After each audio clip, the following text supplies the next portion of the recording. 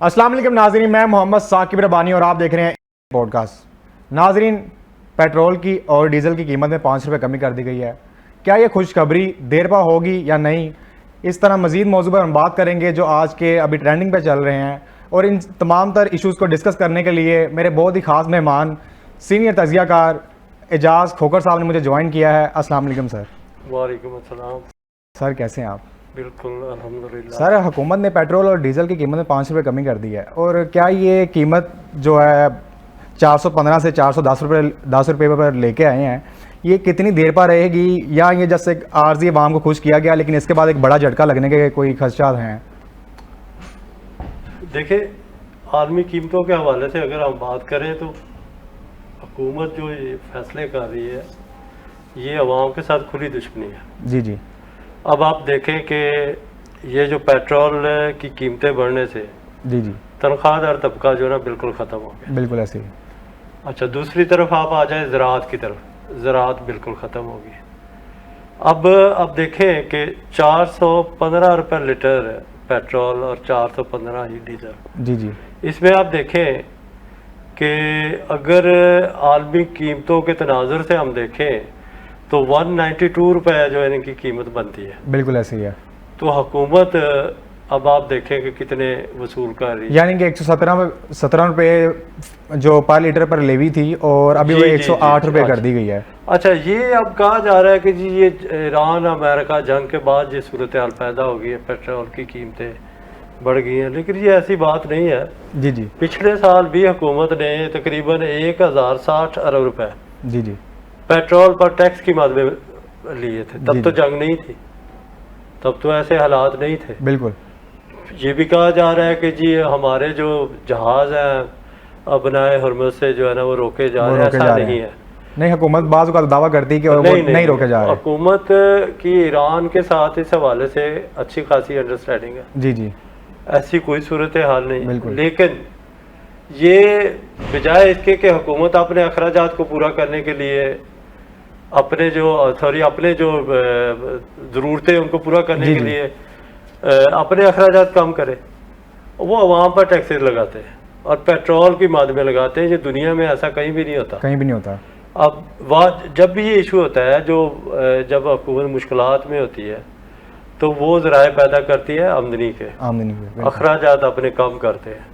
लेकिन पाकिस्तान में बदकिस्मती से ऐसा नहीं है, मौके काम हो रहे हैं। बिल्कुल, ये गरीब पर ज़िंदगी तंग की जा रही है। जी जी। ये पेट्रोल, अब आपने पूछा है कि ये कीमतें, और मुझे नहीं लगता कि ये कीमतें कम होंगी, मजीद बढ़े, क्योंकि ये ऐसी सूरत हाल यानी बनाते ही नहीं है। जी जी। ये माजी में भी ऐसा ही होता है। बिल्कुल। अभी आज ही जो IMF की नई रिपोर्ट आई है, यानी कि पेट्रोल, बिजली और गैस की जो इनके कीमतों में जो इजाफे तो होंगे ही, उसके साथ जो नई शराइत आई हैं उसके अंदर उन्होंने कहा गया है कि 15,267 अरब रुपए जो हमारा नया आइंदा माली साल का जो बजट वो तजवीज़ किया गया है, यानी कि 430 अरब रुपए का नया टैक्स लगेगा हुकूमत पर, हुकूमत अवाम पर लगाएगी। लेकिन इसमें जो सबसे ज़्यादा अहम बात है कि 115 अरब रुपए के जो टैक्स हैं वो इन्फोर्समेंट की मद में लगाए जाएंगे। जी जी। उसमें आप देखें कि बड़ी शराइत ये है कि बिजली और गैस की कीमतों में तवातर से इजाफा करना है। तवातर से, बिल्कुल। ये नहीं है कि कम नहीं करनी, तवातर से इजाफा करना है। कोई 11 बड़ी जो शराइत है ना, बिल्कुल ये कहा गया है। और आइंदा साल भी हुकूमत जो 430 अरब के टैक्स लगाने की जो है ना तजवीज़ है, बिल्कुल आ रही है। तो वो बाहर नजर आ रहा है कि पेट्रोल और ये गैस जिसने भी डीजल, इसीलिए मैं कह रहा हूँ कि ये काम होने के इम्कानात नहीं है। बजट के बाद ये पता नहीं क्या सूरत हाल बनती है। जी जी। ये अवाम बेचारे कहाँ जाएंगे? बिल्कुल।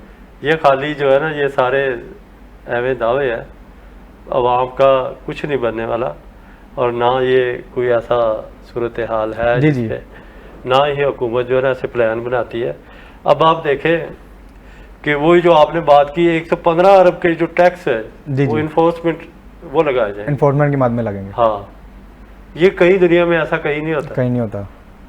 बिल्कुल भाई, आप 5 साल प्लान बनाए, उसमें आप ये देखें खिते की सूरत हाल सबके सामने ये साल 6 माह से ये मामला चला आ रहा था कि ऐसी सूरत हाल पैदा होने वाली है। तो हुकूमत अपने जो गैर अपने तरक्याती अखराजात है या कुछ ऐसे अखराजात उन पर कट लगाती, जी जी, अपनी तनख्वाहों पे कट लगाती है, अपने जो पार्लियामेंटेरियन है उनकी तनख्वाहों पे कट लगाते हैं, या उसके अलावा जो है जी जी, ये तर्ज ज़िंदगी इख्तियार किया जाता है दुनिया में जहाँ भी ऐसे इश्यूज आते हैं। तो लेकिन ये जो पाकिस्तान में बदकिस्मती से ये जो भी इशू है वो पेट्रोल पर टैक्स लगाने की, लेकिन हुकूमत कहती है कि जंग की सूरत हाल की वजह से ना आलमी सतह पर भी ये पेट्रोल की सूरत हाल चल रही है, इस पर नहीं है। आप दुनिया को कंपैरिजन कर, जी जी, आप इंडिया को देखें, बांग्लादेश को देखें, दुनिया में कहीं आप स्टडी कर ले, बिल्कुल ऐसे ही है। क्या ये सारी जंग पाकिस्तान के लिए? मतलब वहाँ पे बहुत थोड़ा सी मिकदार में अगर बढ़ाया भी गया है ना पेट्रोल की कीमत को, बिल्कुल बहुत ही थोड़ी मिकदार में, थोड़ी मिकदार। लेकिन यहाँ पर देखा जाए तो 187 और 150 और 50 और चले अभी भी जंग की सूरत हाल है। 2018 को आप किस नज़र में देखते हैं? तब भी जो फी बैरल पेट्रोल की कीमत थी कोई 120 रुपए के राउंड बाउंड थी, जी जी, और अभी भी 118 120 के ऊपर नीचे है। लेकिन तब देखा जाए तो 150 रुपए पेट्रोल की कीमत थी, और अब देखें तो 410 रुपए। वही मैंने अर्ज किया ना कि देखें, जब आप अपने अखराजात पेट्रोल से पूरे करें, पेट्रोल पर टैक्स से पूरे करें, जी जी, तो ये सोच बदलेगी नहीं बदलेगी। हर आने वाली हुकूमत की सोच जो है ना ये नहीं बदलेगी। कुछ ऐसे हालात पैदा ये कर लेते हैं कि उसी तरह ये कहते हैं कि फौरी जो है ना ये एक वाहद एक ऐसा शोबा है, जी जी, जहाँ से पैसा इकट्ठा किया जा सकता है। ये इनके लिए जो है ना आसानी है, ये इसी तरह करते हैं। सर आपके ख्याल में अभी हुकूमत को किस तरह के इकदाम लेने चाहिए कि जो एक तो आवाम को उसमें फ़ायदा नज़र आए, और दूसरा ये है कि पेट्रोल की जो ये कीमतें हैं, क्या इसमें कोई पॉसिबिलिटी है कि ये नीचे आ सकती हैं? आ सकती है। किस तरह? सर देखें आप, उसमें ये अभी जो हुकूमत ने फैसला किया है, जी जी, कि जी अपने जो लोकल जो प्रोडक्ट है जी उसको बढ़ाएं। अच्छा, अभी इनकी जो ईरान के साथ पाइपलाइन है, जी जी, वो बनी हुई है, उसको मुकम्मल करें। अच्छा, गैस की पाइपलाइन जो है ना वो सेंट्रल एशिया के साथ जो है ना बनी हुई है, उसको जी जी, उसको कनेक्ट करें। अच्छा, ये इकदाम हैं, इनके पास मौके मौजूद है, लेकिन पता नहीं क्यों नहीं कर रहे। लेकिन वो पाइपलाइन मुकम्मल ना होने की वजह क्या सौदी अरब या कोई बैरूनी मुल्क की ताकत उनकी वजह है, या देखे अब तो सूरत हाल, खिते की सूरत हाल वो बदल गई है, सारी टोटली बदल गई है। वो आज से साल पहले की बातें थी, आज अब तो बदल गई है। अब तमाम जो ममालिक है इस खिते के, जितने भी ममालिक है, वो अपनी जो खारजा पॉलिसी, दाखिली पॉलिसी या माशी पॉलिसी को नए सिरे से तरतीब दे रहे हैं। बिल्कुल, उसमें ये तो इशू ही नहीं है। बिल्कुल, अब तो टोटली बदल गया। अभी इवन इंडिया की साथ जब पाकिस्तान की जंग हुई है, उसके बाद हमारा जो इमेज है वो बहुत स्ट्रॉन्ग हुआ आलमी सतह पर। जी बिल्कुल। तो उसके बावजूद हम इस तरह के स्टेप नहीं ले पा रहे, इस तरह के स्टेप नहीं ले पा रहे, अपनी आवाम के लिए बोल्ड स्टेप नहीं ले पा रहे। बिल्कुल, ये सूरत हाल। जी जी सर, अब अगले जो टॉपिक है मैं उसकी तरफ बढ़ता चलूँ। कोकेन क्वीन उर्फ पिंकी के नाम से भी उनको जाना जाता है, जो उनका असल नाम बताया जा रहा है वो अनमोल है। इसके पीछे अभी तक आपके सामने क्या कहानी आई है, आप इसको किस नज़र देखते हैं? चलो ये है सारा मसला नहीं है, लेकिन अब जानना चाह रही है अगर वो इतनी स्ट्रॉन्ग थी तो अब वो कैसे काबू आ गई है? क्या कोई उनका जाती किसी बंदे के साथ टकराव हुआ? हर घर में, हर गली में, हर मोहल्ले में ये पिंकी मौजूद है। बिल्कुल ऐसे ही। ये जो है ना बदकिस्मती से हमारी जो स्टूडेंट है, हमारे बच्चे जो है, जी जी, वो इससे बुरी तरह मुतासर है इस क्लास से। हमारे जो स्कूल हैं, जो अपर क्लास है, जो आपको भी पता है, जी जी बिल्कुल, वो इससे बुरी तरह मुतासर है।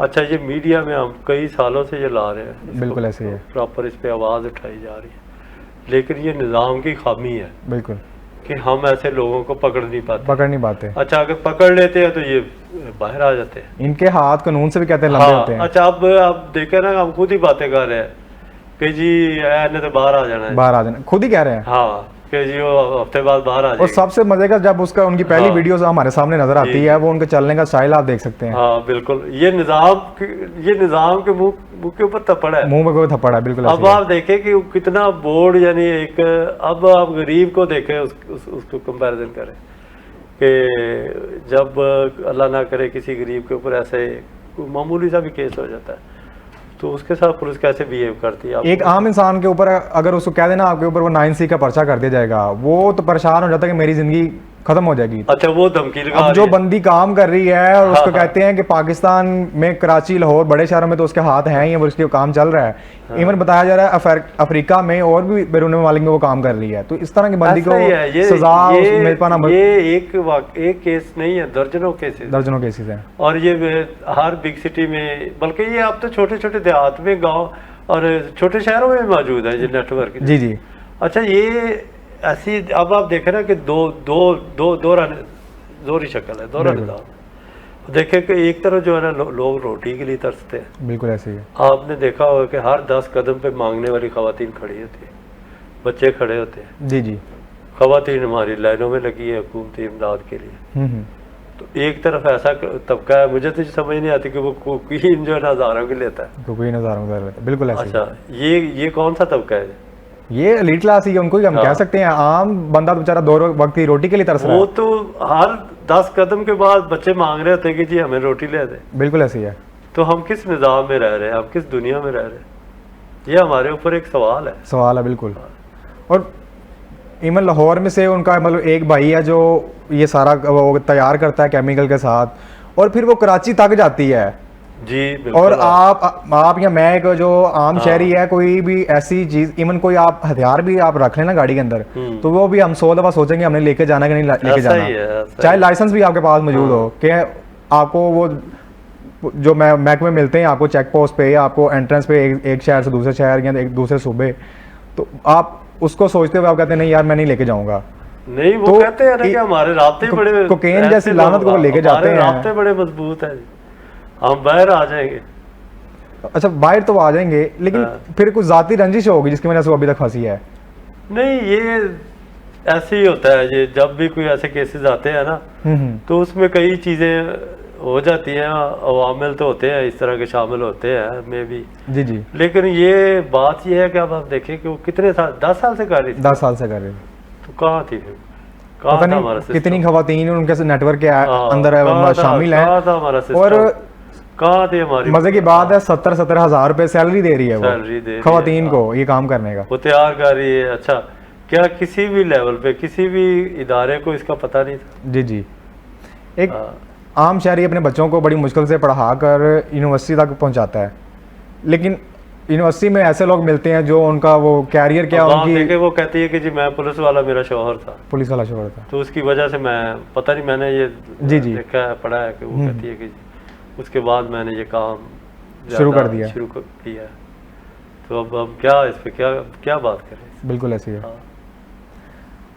इसको इसी टॉपिक को जोड़ते हुए आज एक और अहम खबर आई थी। इस्लामाबाद में बताया जा रहा है कि एक दिन के अंदर, यानी कि 1 घंटे के अंदर बल्कि 38 केसेस जो हैं रिपोर्ट होते हैं तलाक के।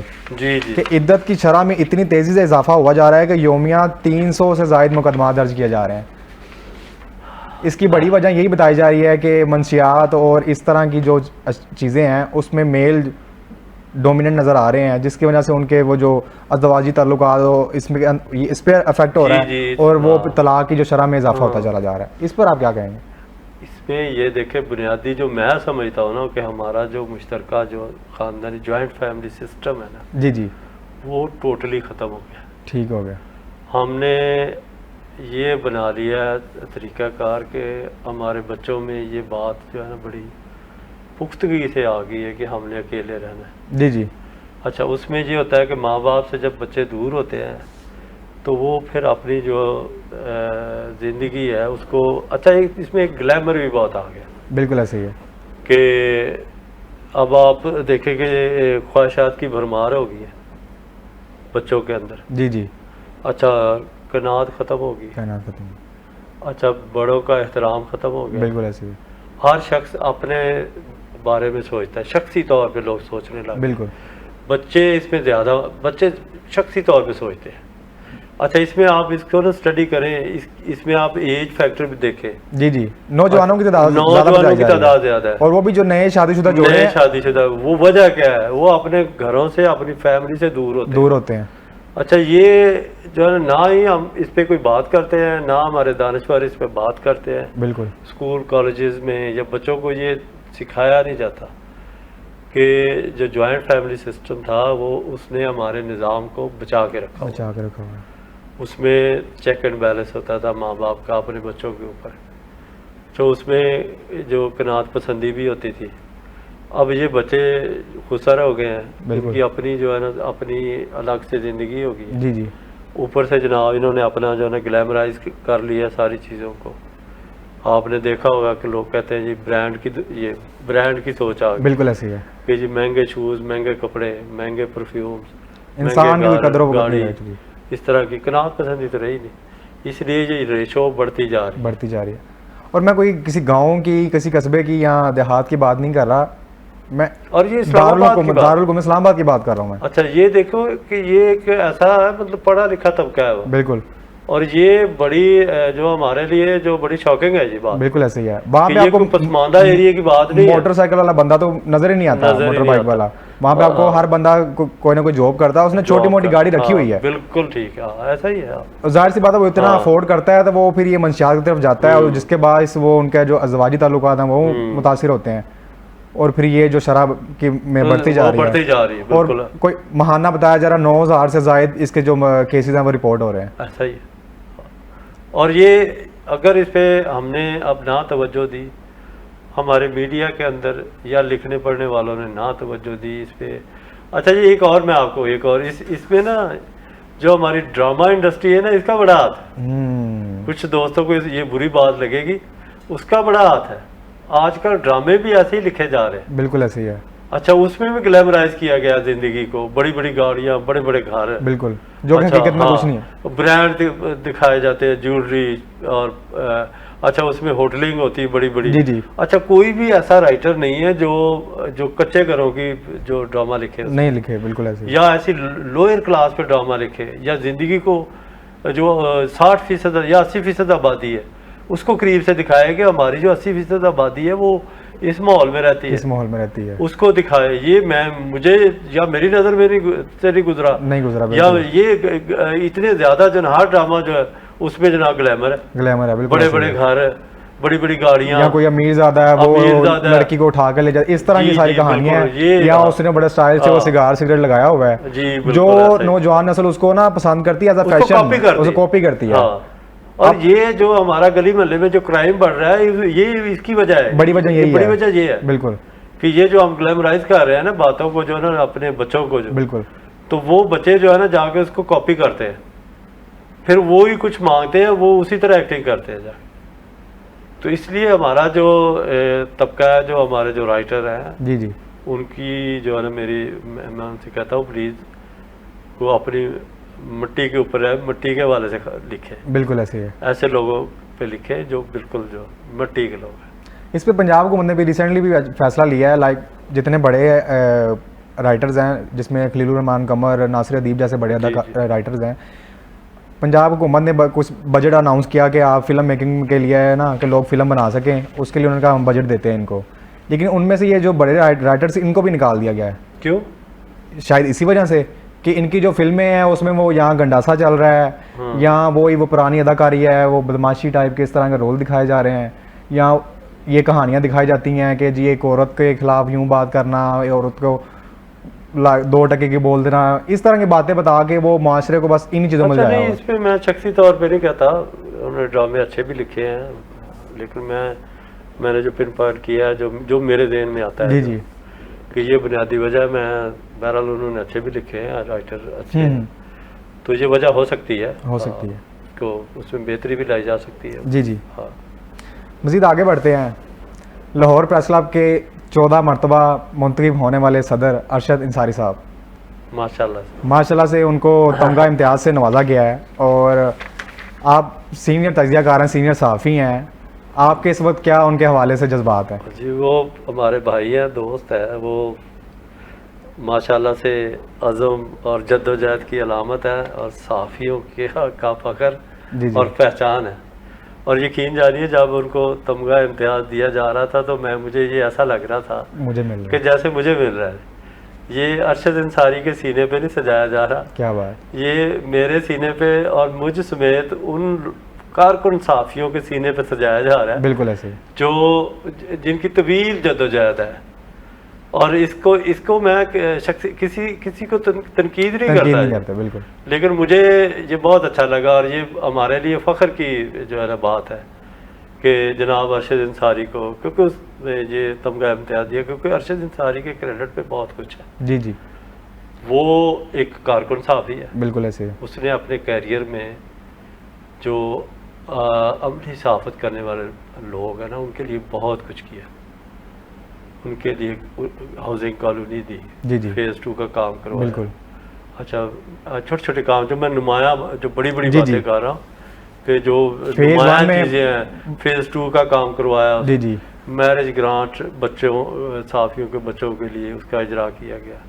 अच्छा, दूसरी बात कि जो जितने भी वर्किंग जर्नलिस्ट हैं जब भी बीमार होते हैं उनके लिए जो हुकूमत से फेवर मिलती है उसके लिए बड़ा काम किया उन्होंने, और बहुत से काम है। इवन कहा जाता है कि पीकैक पे उनके जो जी बड़ी खिलाफ खड़े हुए हैं उसको प्रॉपर उन्होंने जो भाई उनकी जो पूरा कैरियर जो है ना, पूरी वो जद्दोजहद की अलामत है। इसमें इंचार्ज जो है ना वो कि अब तक हम कह सकें कोई 3500 के करीब वो सहाफ़ियों के लिए कारआमद साबित हुए हैं। उनके लिए उन्होंने उनकी छत के बारे में सोचा है।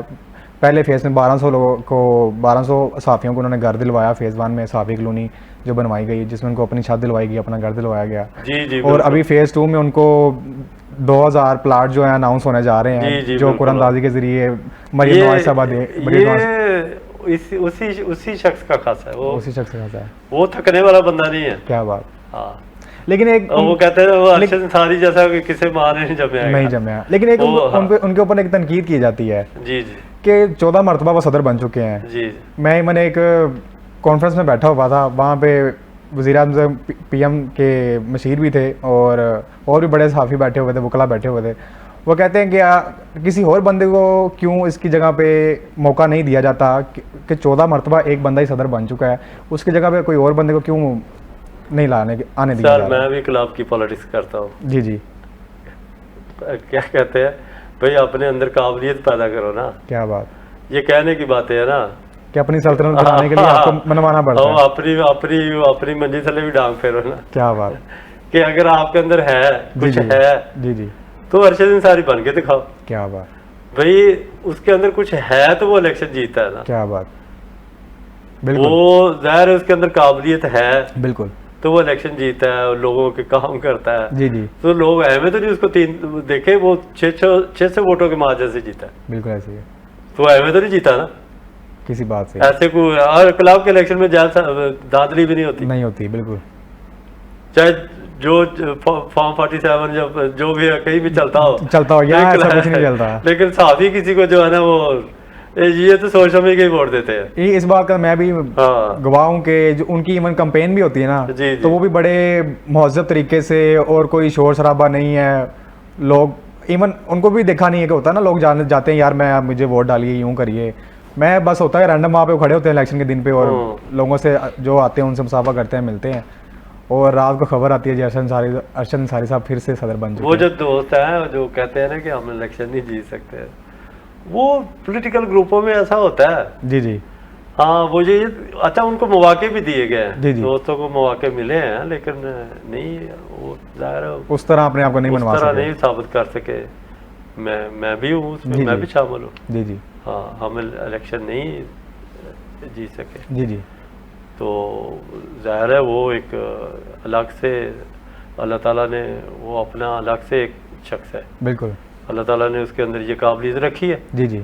और दूसरी बात है कि वो एक और मैं आपको बता दूं कि वो ना थकने वाला बंदा है। क्या बात। थकता नहीं है, रात के 2 बजे भी 4 बजे भी वो ना थकने वाला बंदा है। क्या बात। तो इसलिए जाहिर है उसका अल्लाह ताला ने। बिल्कुल। और ये जो मैं फिर दोबारा कहता हूँ कि ये जो तमगा इम्तियाज़ है, ये लाहौर के 3000 सहाफ़ियों के लिए नहीं, ये पंजाब बल्कि पाकिस्तान के लाखों हजारों की तादाद में जो वर्किंग जर्नलिस्ट हैं उनके लिए उनके सीने पे लगाया गया। और सबसे बड़ी बात है कि अरशद अंसारी साहब ने उसको डेडिकेट कर दिया। बिल्कुल यार ये मेरा तमगा नहीं है, ये आपका है, ये उन तमाम भाइयों का जो। हाँ, बिल्कुल। अच्छा, इस प्रोफेशन में पहले हमारे मोहतरम दोस्त है उनको मिला है। जी जी। लेकिन ये पहला कारकुन साहब है जिसको ये, बहरहाल मैं तो हुकूमत को इस पे कहता हूँ कि बहुत अच्छा फैसला है बिल्कुल। और हमारा जो है ना वर्किंग क्लास है जी जी, उसको ये बहुत अच्छा लगा और बड़ी उनकी हौसला अफजाई जी, और हमें करज मिली है कि हम जो सर बतौर तजियाकार सीनियर साफ़ी आपकी एक लाइफ की जर्नी है, आखिर में ऑडियंस के लिए क्या पैगाम देंगे आप? सर जो मौजूदा हालात है ना इसमें तो ये कहूँगा कि अपने अंदर जो है ना कनात पसंदी लेके आओ और ये पुरतशद्दद जो रवैये है ना लोगों के अंदर बढ़ते जा रहे हैं जी जी, तो इस पे काबू पाना सीखे और ये बुनियादी वजह है माशरे के अंदर टूट फूट की। बिल्कुल कि ये जो हमारी सोच में तशद्दुद आता जा रहा है ना ये बहुत ज़्यादा है। बिल्कुल ऐसे। हाँ, कनात पसंदी आएगी तो हम अपनी ज़िंदगी को सादगी से चलाएंगे और गुजारेंगे और बेहतर होगा और हमारे बच्चों को भी ये उनके लिए भी लेसन है जी जी, कि वो इसको करें अडॉप्ट तो इंशाल्लाह अल्लाह ताला उनको कामयाबी देगा और हर शख्स को अल्लाह ताला ने ना एक अलग काम के लिए बनाया है। बिल्कुल ऐसे है। ये हमने ना एक सोच बना ली कि सारे जो हैं जितने भी ना सब ने AC लगना है, सारे कहते हैं जी मैंने जी ASP बनना है, बिल्कुल ऐसे है। सारे कहते हैं मैंने डॉक्टर बनना है। भाई अल्लाह ताला ने किसी को साफ़ी बनाया है, क्या बात है। अच्छा किसी को ताजर बनाया है, अच्छा प्राइम मिनिस्टर तो एक ही बनता है ना। बिल्कुल ऐसे ही है। तो ये जिसको जो जिम्मेदारी मिली जो जिम्मेदारी जो अल्लाह ताला ने ना ये एक गोटियाँ सजाई है। जी जी, हाँ गोटियाँ सजाई। जी नाज़रीन, आपने एजाज़ खोखर साहब की खूबसूरत गुफ्तगू सुनी, इनका ये धीमा लहजा, उम्मीद है आपको बहुत अच्छा लगा होगा। इसी के साथ मुझे और AGN पॉडकास्ट की तरफ से इजाज़त दीजिएगा। अल्लाह ने के बाद।